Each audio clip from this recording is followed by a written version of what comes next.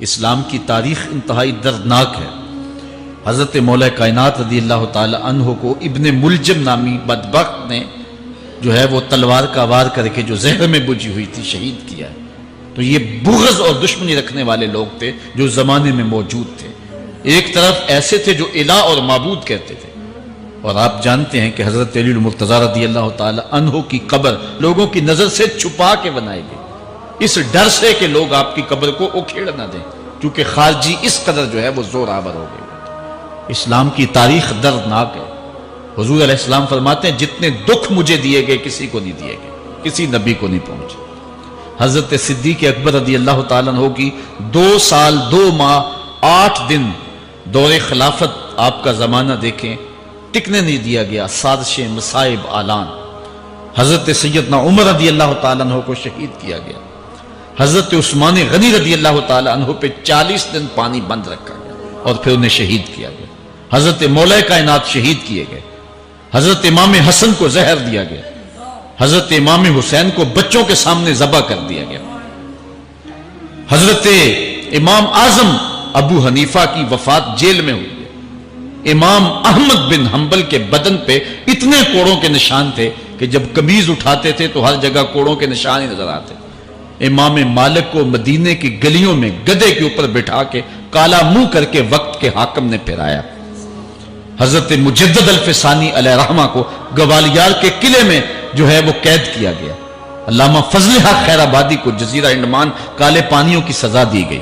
اہل حق کی تاریخ دیکھیں، دردناک تاریخ ہے۔ آج بھی کابل میں، کندھار میں، قلعہ جنگی میں، دشت لیلہ میں، تورا بورا میں، تکریت میں، موصل میں، بغداد میں، کشمیر میں، غزہ میں، یہاں برما میں دیکھو کون سی قیامت نہیں توڑی جا رہی۔ ہمارے ساتھ ماضی دیکھیں تو ہمیں بغداد کی وہ دردناک کہانی سامنے آتی ہے جب انسانی کھوپڑیوں کا مینار تعمیر کیا جا رہا ہے اور منگول سردار نے اپنی فوج کو حکم دیا تھا کہ جو کسی مسلمان کا سر نہیں لائے گا اس کا سر کاٹ کے اس مینار پہ لگائیں گے۔ پھر لوگ پیسے لے کے پھرتے تھے کہ مسلمان کا پتہ دے اور اس کی کھوپڑی کاٹی جائے۔ کچھ لوگ جان چھپانے کے لیے تہ خانوں میں گھس گئے، پھر دجلہ کا بند توڑا گیا، 1.25 لاکھ لاشیں ہم نے تہ خانوں سے نکالی تھی۔ اندلس کی تاریخ پڑھیں، ہمارے ساتھ جو قیامت توڑی گئی۔ مصر کے اندر 30,000 فاطمی کو شہید کیے گئے۔ غریب و سادہ و رنگی ہے داستان حرم، نہایت اس کی حسین اور ابتدا ہے اسماعیل۔ یہ اسلام کی تاریخی درد سے، خون سے بھری پڑی ہے۔ تو حضرت مولا کائنات سیدنا علی المرتضیٰ رضی اللہ تعالی عنہ کو اس وقت اگر خدا کہنے والے بدبخت تھے تو ان کو شہید کرنے والے اور اس ڈر سے کہ ان کی قبر کو کھیڑ نہ دیا جائے خارجی اتنے زور آور ہیں تو ان کو جو ہے وہ لوگوں کی نظروں سے چھپا کر کے جو ہے وہ رکھا گیا۔ اور ایک دور وہ بھی آیا کہ ممبروں پہ بیٹھ کے مولا علی کو گالیاں دی جاتی تھی۔ یہ تاریخ میں یہ دور بھی آیا، آپ پڑھیں تاریخ، بنو امیہ کا ایسا دور بھی دنیا نے دیکھا ہے۔ اسی لیے حضور نے فرمایا تھا من سب علی فقد سبنی، جس نے میرے علی کو گالی دی اس نے مجھے گالی دی۔ اور لوگوں نے ممبروں پہ بیٹھ کے باقاعدہ حکومت کی طرف سے یہ جو ہے وہ قانون تھا کہ تمہارا خطبہ مکمل نہیں ہوگا جب تک علی کو گالی نہیں دو گے۔ یہ لمحے بھی آئے جب اس دور میں دشمن علی موجود تھے، مبغضین موجود تھے اور افراط محبت میں رکھنے والے موجود تھے۔ تو یہ دور تو اسلام کا حضور کے دور سے 1400 سال پیچھے ہے، تو یہاں بغض رکھنے والے بھی موجود ہیں۔ اس عنوان کے ساتھ اگر عنوان چھیڑوں تو یہ لمبی گفتگو ہو جائے گی، یہ میرا موضوع نہیں ہے، لیکن اتنی بات میں کہوں گا، اللہ کا شکر ادا کرو، اللہ نے تجھے اہل بیت کے در کا بھی غلام بنایا ہے اور صحابہ کا بھی غلام بنایا ہے۔ کچھ لوگ صحابہ کا نام لے کے اہل بیت کو برا کہتے ہیں، کچھ اہل بیت کا نام لے کے صحابہ کے خلاف بکواس کرتے ہیں۔ ہمارے بزرگ فرمایا کرتے تھے صحابہ نبی کے در والے ہیں، اہل بیت نبی کے گھر والے ہیں۔ ہم کہتے ہیں گھر والوں تجھے بھی ہمارا سلام، در والوں تجھے بھی ہمارا سلام۔ ہم در والوں کو بھی سلام کرتے ہیں، گھر والوں کو بھی سلام کرتے ہیں۔ کسی نے حضور خطیب الاسلام سے پوچھا تھا کہ حضرت عائشہ افضل ہیں یا حضرت فاطمہ افضل ہیں؟ پوچھنے والے نے تو صاحبزادہ کو پھنسانا چاہا تھا، لیکن جن کے عقیدے صاف ہیں وہ پھنستے نہیں ہیں، ان کے عقیدے واضح ہوتے ہیں۔ تو حضرت صاحبزادہ نے فرمایا کہ میاں اگر دیکھو بیٹی ہونے کی حیثیت سے تو فاطمہ بیٹی ہے نبی کی اور عائشہ بیٹی ہے ابو بکر کی۔ ابو بکر کی بیٹی نبی کی بیٹی سے افضل تو نہیں ہو سکتی. اور اگر دیکھو بیوی ہونے کی حیثیت سے، فاطمہ بیوی ہے علی کی اور عائشہ بیوی ہے نبی کی. علی کی بیوی نبی کی بیوی سے افضل تو نہیں ہو سکتی. تو یہ اپنے عقیدے کو واضح کر دیا. اللہ آپ کو سلامت رکھے اور حق کی راہوں کا مسافر رکھے. آج کا عنوان ہے حضرت مولا کائنات کے اقوال حکمت، ان کی زندگی کا نچوڑ. اللہ نے بصیرت کا جو نور اور جو ہے وہ دانش اور فہم و ادراک کے جو اجالے مولا کائنات کو دیے تھے وہ انہی کا مقصود ہے. ایک ایک بات سے نور نکلتا ہے. اور اللہ قرآن میں فرماتا ہے جس کو حکمت عطا کر دی گئی اس کو خیر کثیر عطا کر دیا گیا. حکمت وہ اس بات کو کہتے ہیں کہ جس کو لوگ نقل کریں اور جس سے فائدہ حاصل ہو. حضرت مولا کائنات کی باتوں کو لوگوں نے لکھا، یاد کیا اور آگے منتقل کیا. آج سارا دن اور گزشتہ شب حضرت مولا کائنات کے بہت سارے فرامین کو پڑھا ہے، سینکڑوں کے اعتبار سے مختلف کتب سے کھنگالا ہے. اور جس طرح وہ ایک مکھی شہد نچوڑتی ہے کہ ایک ایک پھول پہ بیٹھ کر کے رس تیار کرتی ہے، ایک شہد آپ کے لیے تیار کیا ہے اور آج کی مجلس میں آپ کی نظر کرنا چاہ رہا ہوں. اور دیکھیے کہ مولا کائنات حکمت کے کیسے دروازے ہیں. اسی لیے حضور نے فرمایا آنا دار الحکمت و علی بابھا، آنا مدینۃ العلم و علی بابھا. میں حکمت کا گھر ہوں، علی دروازہ ہے. میں حکمت کا شہر ہوں، علی اس کا دروازہ ہے. تو شریف لوگ شہر میں دروازے کے راستے ہی جایا کرتے ہیں. دیواریں پھلانگ کر کے جانا شریف لوگوں کا شیوا نہیں ہوتا ہے. علم کی خیرات لینی ہے تو مولا علی کی دہلیز پہ آنا ہوگا. حضرت مولا کائنات فرماتے ہیں میں نے اپنے ارادوں کی شکست سے اپنے رب کو پہچانا ہے. جو میں منصوبہ بندی کرتا ہوں نتیجہ یہ نکلے گا، میرا خیال ہوتا ہے یہ ہوگا، لیکن ایسا نہیں ہوتا. ہوتا وہ ہے جو رب کو منظور ہوتا. اس لیے میں اپنے ارادوں کی شکست سے اپنے رب کو پہچانا. حضرت مولا کائنات زندگی گزارنے کا ڈھب، اسلوب اور طریقہ بتا رہے ہیں. سنو، فرماتے ہیں خالط الناس مخالطتاً ان متتم معہا بقو وان عشتم ہنو الیکم. لوگوں کے ساتھ ایسی زندگی گزارو کہ اگر تم مر جاؤ تو لوگ روئیں کہ کوئی قیمتی متاع کھو گئی، اور اگر تم زندہ رہو تو لوگ تمہاری صحبت کے مشتاق رہیں، تمہاری مجلس میں بیٹھنے اور تمہارے پاس آنے کی آرزو اپنے سینے میں رہے. مرو تو زمانہ تڑپے، تمہاری موت پہ لوگوں کے سینے میں دل دہل جائے، اور جیو تو لوگ تمہاری خدمت میں حاضر ہونا اپنے لیے ایک سعادت مندی سمجھے. مولا کائنات رضی اللہ تعالی عنہ دشمن پر طاقت پانے والے کے لیے ایک نصیحت کرتے ہیں. فرماتے ہیں اذا قدرت علی عدوک فاجعل العفو عنہ شکرا للقدرت علیہ. جب تو دشمن پر غالب آ جائے تو دشمن پر غالب آنے کا شکریہ کیا ادا کرنا ہے. دشمن ایک بہت بڑی مصیبت ہے، لیکن دشمن زیر دام آ گیا اور وہ تیرے قابو میں آ گیا اور اس کا سر تیرے پاؤں تلے ہے. اب اللہ کا شکر اس حال میں کہ مالک تو نے دشمن پر مجھے غلبہ دیا، طاقت دی، تو شکر کیا ہے؟ حضرت مولا کائنات فرماتے ہیں دشمن پر غالب آنے کا شکریہ یہ ہے کہ دشمن کو معاف کر دو. یہ بڑے لوگوں کا شیوا ہوتا ہے. جب دشمن قابو آ جائے تو پھر اس سے درگزر کرنا، یہ اللہ تعالیٰ کا شکر ادا کرنا ہے. یہ اللہ تعالیٰ جل شانہ کی اس کرم نوازی کا شکریہ ادا کرنا ہے. زہد کیا ہے؟ حضرت مولا کائنات رضی اللہ تعالی عنہ کا ایک 4 لفظی فرمان سنیے اور زہد کی تعریف کتنی خوبصورتی کے ساتھ کی. فرمانے لگے افضل الزہد اخفاء الزہد. بہترین زہد یہ ہے کہ زہد کو پوشیدہ رکھا جائے.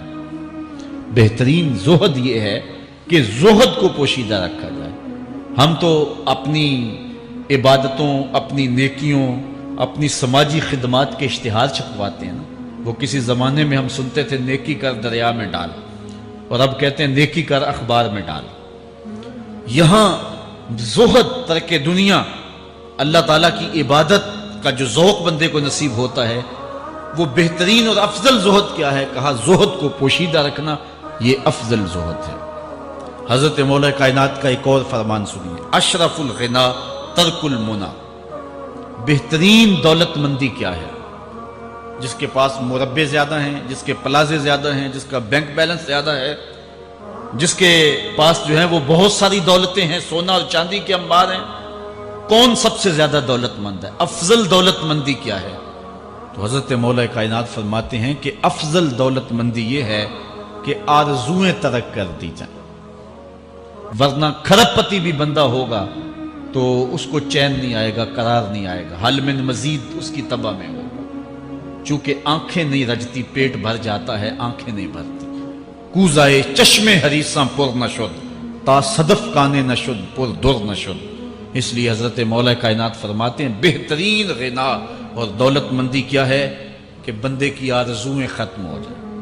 اقبال کہتا ہے تیری دعا ہے کہ ہو میری آرزو پوری، تیری دعا ہے کہ ہو میری آرزو پوری، میری دعا ہے کہ تیری آرزو بدل جائے، میری دعا ہے کہ تیری آرزو بدل جائے۔ تو یہ بہترین غنا ہے کہ بندے کی آرزویں مختصر ہو جائے، ورنہ انسان جس حالت میں بھی ہو وہاں مطمئن نہیں ہوتا۔ کروڑ پتی ارب پتی کو دیکھتا ہے، ارب پتی کھرب پتی کو دیکھتا ہے، کھرب پتی اپنے سے آگے دیکھتا ہے۔ اس لیے جب آرزویں مختصر ہوں گی تو بندہ جس حالت پہ بھی ہوگا راضی ہوگا، اور بندہ اپنی حالت پہ راضی ہو جائے تو یہ اللہ کی رضا کا سبب ہے۔ حضرت مولا کائنات کا ہی ایک قول ہے، جو اللہ کے عطا کردہ تھوڑے رزق پہ راضی ہو گیا، اللہ تعالیٰ قیامت کے دن اس کے تھوڑے عملوں پہ راضی ہو جائے۔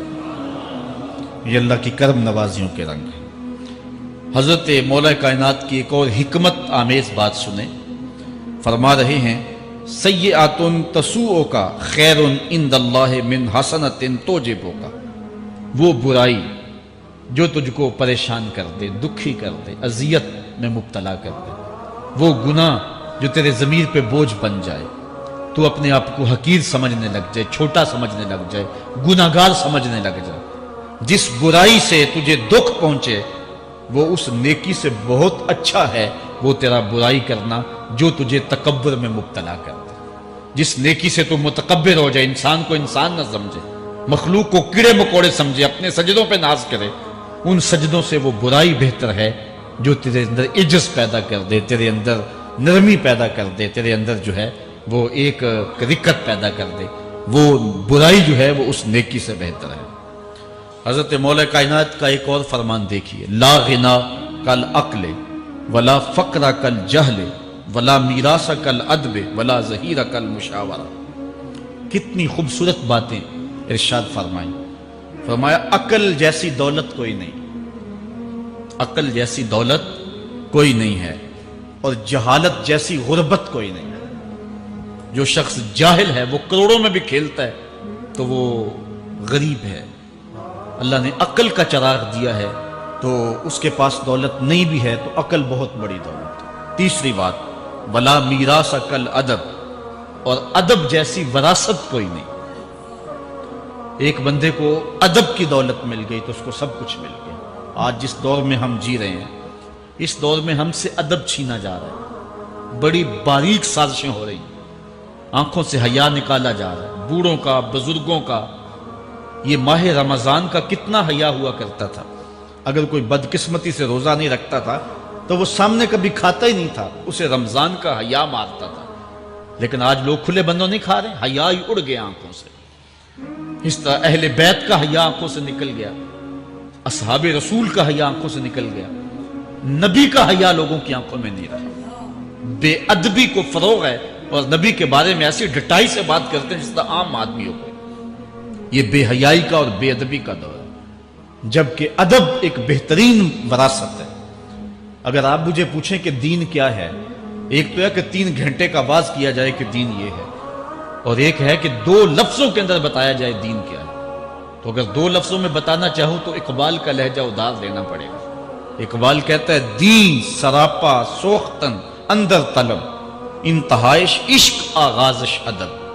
طلب محبوب میں تڑپنے کا نام دین ہے، ادب سے شروع ہوتا ہے، عشق پہ ختم ہو جاتا ہے۔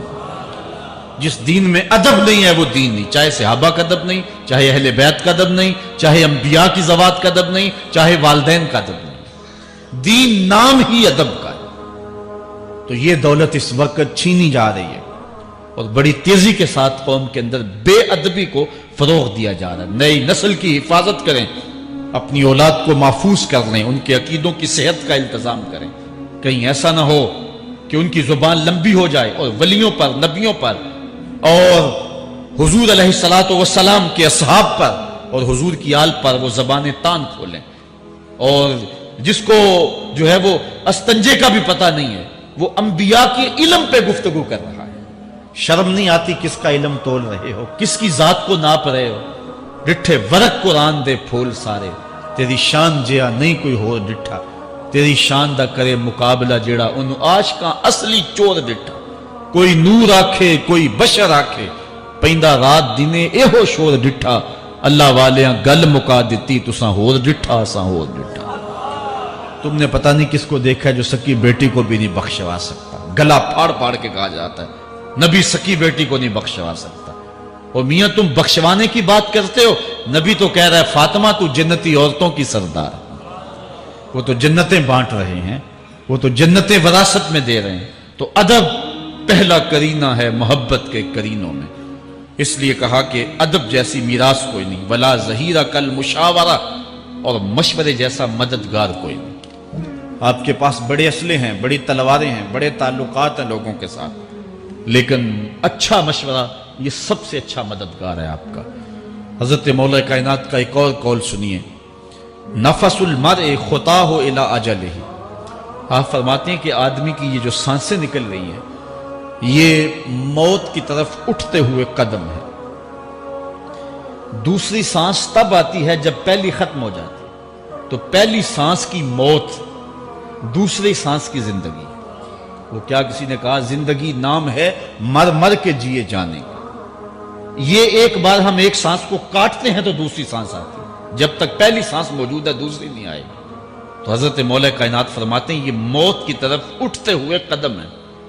آپ رکے ہوں اشارے پہ تو ہمارے یہ پنڈی بائی پاس پہ جو اشارے لگے ہیں یہ 125 سے بھی چلتے ہیں، 125 سے پیچھے آ رہے ہیں، 20 سے 25 سے 50 سے 100 سے 125 سے پیچھے آ رہے ہیں۔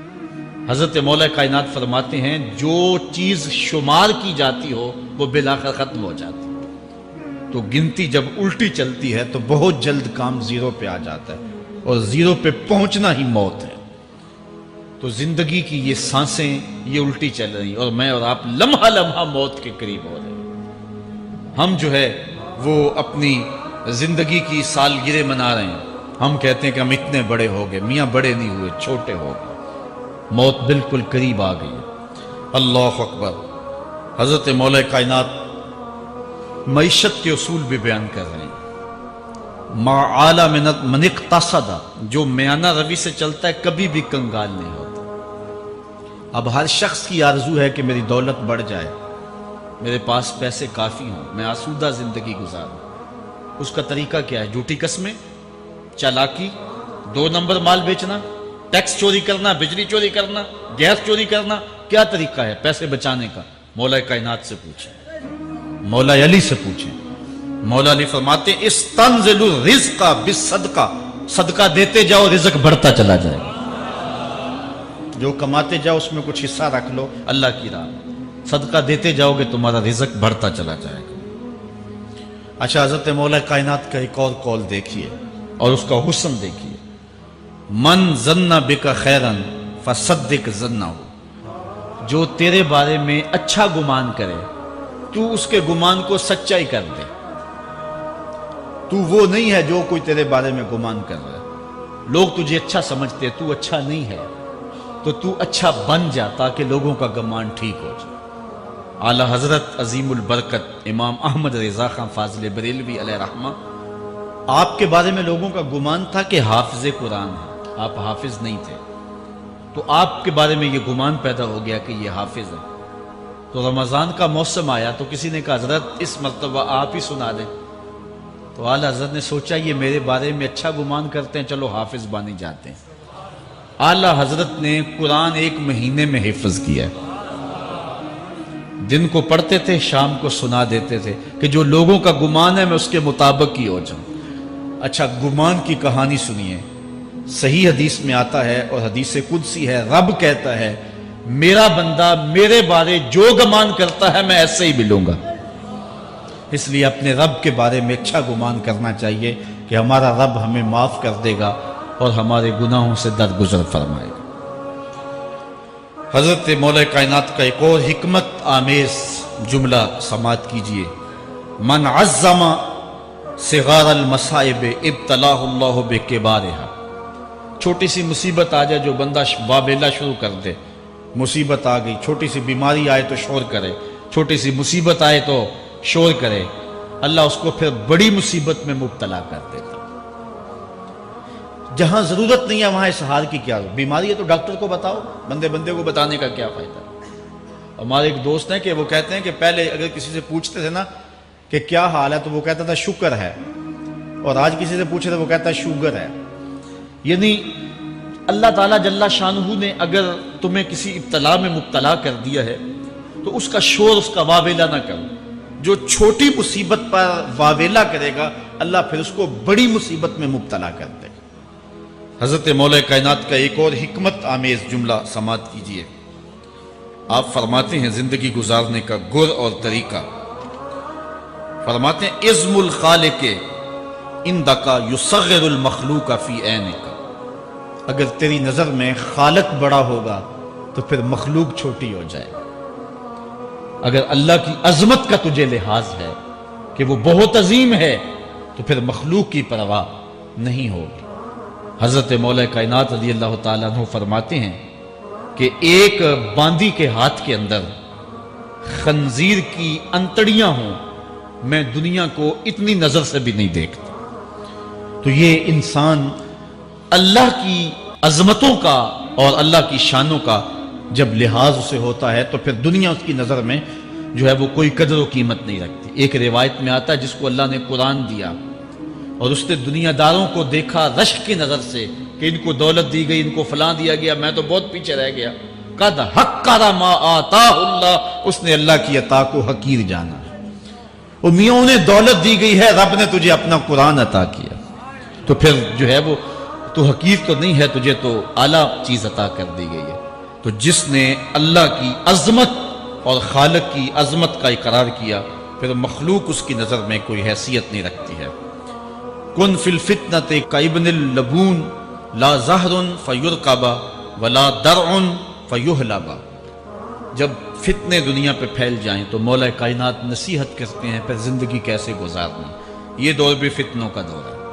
حضرت مولا کائنات فرماتے ہیں جب فتنے معاشرے میں پھیل جائیں تو پھر اونٹ کے 2 سالہ بچے کی طرح ہو جائے کہ اگر لوگ اس پہ سواری کرنا چاہیں تو وہ سواری کے قابل نہ ہو، اور لوگ اگر اس کا دودھ دونا چاہیں تو وہ دودھ نہ دے، یعنی وہ فتنے کو کسی طرح سے بھی تقویت نہ دے، اس طرح کا ہو جائے جس طرح اونٹنی کا 2 سال کا بچہ ہوتا ہے۔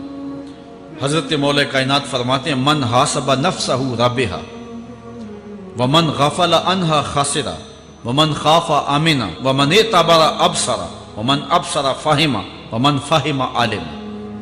فرماتے ہیں کہ جس نے اپنے نفس کا محاسبہ کیا اس نے نجات پا لی، اور جو اپنے نفس کے محاسبے سے غافل رہ گیا اس نے خسارے کا سودا کیا۔ جو اللہ سے ڈرا وہ امن پا گیا، اور جس نے زندگی سے عبرت حاصل کی اس کی آنکھوں میں روشنی آ گئی، بصیرت کا اسے نور مل گیا، اور جسے بصیرت کا نور مل گیا وہ فہم و فراست کی دولت سے مالا مال ہو گیا۔ ومن فاہم عالما، اور جس کو فہم مل گیا وہی شخص عالم بن گیا۔ مختلف سیغے یاد کرنے سے عالم نہیں بنتا، فہم و فراست کا نور اگر مل جائے تو یہ ہے علم کا جمال، آخرت کی فکر رکھنے والا عالم ہے۔ بلکہ مولا کائنات فرماتے ہیں العلم علمان مطبوع و مسموع۔ علم 2 علم ہے، ایک وہ ہے جو من میں راسخ ہو اور ایک وہ ہے جو کانوں تک رہتا ہو۔ فرماتے ہیں ولا ينفع المسموع اذا لم يكن المطبوع۔ جو سنا ہوا علم نفع نہیں دیتا جب تک وہ من میں اتر نہ جائے اور باطن کے اندر روشنی نہ کر دے۔ حضرت مولا کائنات کی ایک اور نصیحت ذرا غور سے سنیے، فرمایا تمہارے سامنے نیکوکار اور بدکار برابر نہ ہو، کہ نیک بھی جو ہے وہ اسی انداز میں ہو اور برا بھی، اس کا سلوک بھی تمہارا ایک جیسا ہی ہو۔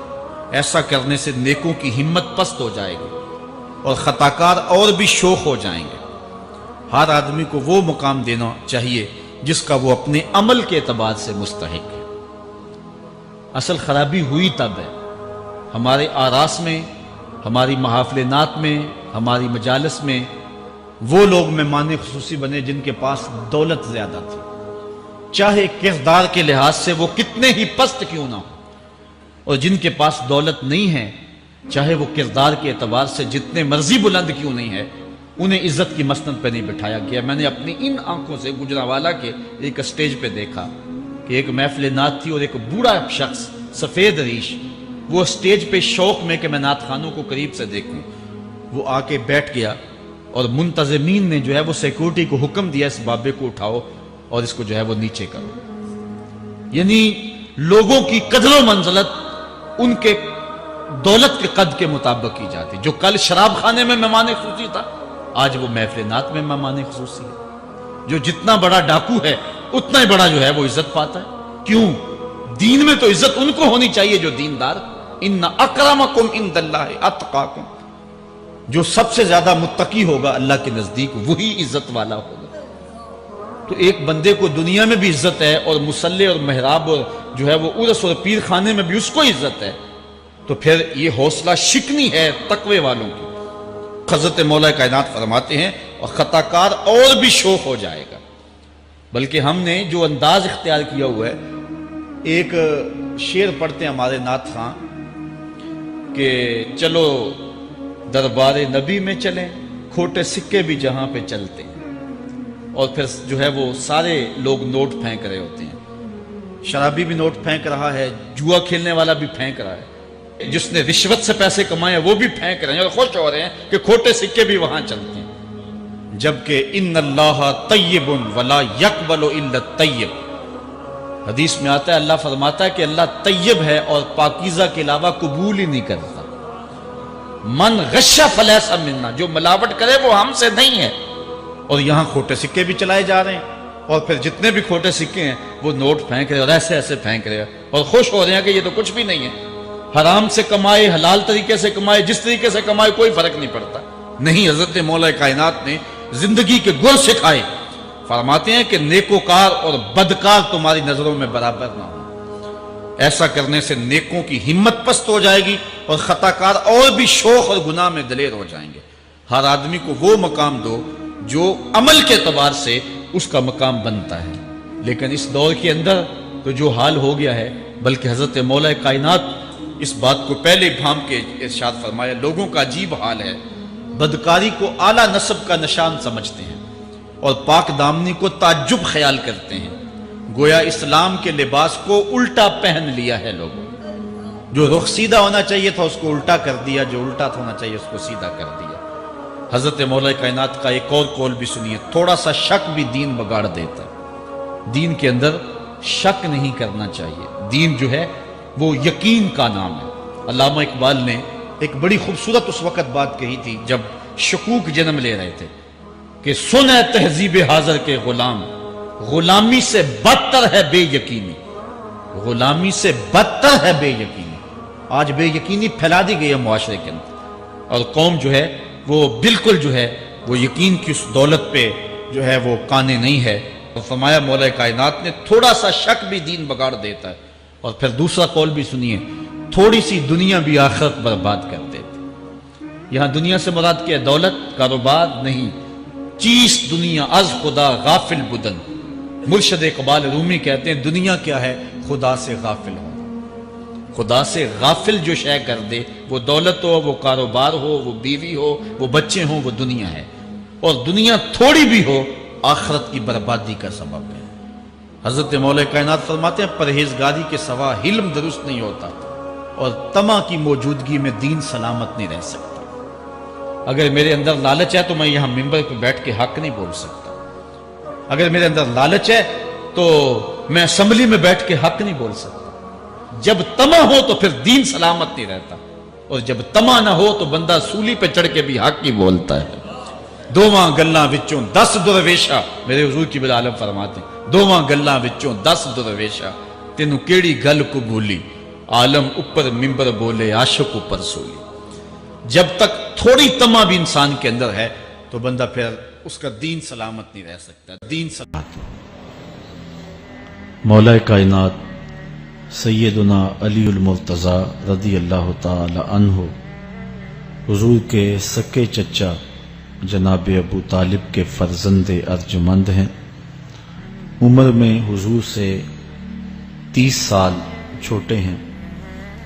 اللہ تعالیٰ نے حضور علیہ السلام کو جب اعلان نبوت کا ارشاد کیا تو جن خوش نصیب لوگوں نے سب سے پہلے اسلام قبول کیا ان میں نمایاں نام حضرت مولا کائنات سیدنا علی المرتضی کا ہے. اس وقت ان کی عمر صرف 10 سال تھی.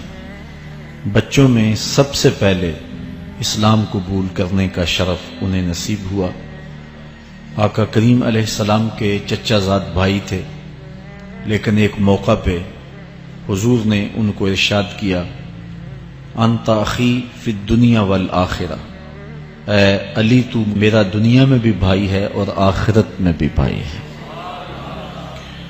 حضرت مولا کائنات کو حضور علیہ السلام نے مختلف جنگوں میں شرکت کا اعزاز بخشا. غزوہ تبوک کے موقع پہ آقا کریم نے ان کو مدینہ المنورہ میں پیچھے بطور امیر چھوڑا تو انہوں نے عرض کی حضور آپ اپنے بھائی کو بچوں اور عورتوں میں چھوڑ کے جا رہے ہیں. تو حضور نے ارشاد فرمایا کہ تیری مثال ایسے ہے جس طرح حضرت موسیٰ علیہ السلام کے ساتھ حضرت ہارون علیہ السلام کی مثال. حضرت مولا کائنات کو حضور نے یمن کا حاکم اور امیر بنا کر بھی بھیجا تھا، اور ان کے ساتھ رشتے کی گہرائی یہاں تک ہی نہ رہی بلکہ حضور نے اپنی لاڈلی صاحبزادی حضرت سیدہ فاطمہ الزہرا رضی اللہ تعالی عنہا کا نکاح بھی حضرت علی المرتضی سے ہی کیا. ہجرت کی رات اپنے بستر پہ انہیں لٹایا. آقا کریم علیہ السلام نے ان کے لیے بہت سارے اعزازات قائم کیے، اور ان کے فضل و شرف میں بہت ساری احادیث ہیں جو کتب احادیث میں موجود ہیں. حضرت زر بن حبیش رضی اللہ تعالی عنہ روایت کرتے ہیں کہ میں نے مولا کائنات سیدنا علی المرتضی سے سنا، وہ فرماتے ہیں کہ رسول کریم نے میرے بارے میں ارشاد کیا کہ اللہ یحبنی الا مومن ولا یبغضنی الا منافق، کہ علی تیرے ساتھ مومن کے علاوہ کوئی محبت نہیں کرتا اور منافق کے علاوہ تیرے ساتھ کوئی بغض نہیں رکھتا.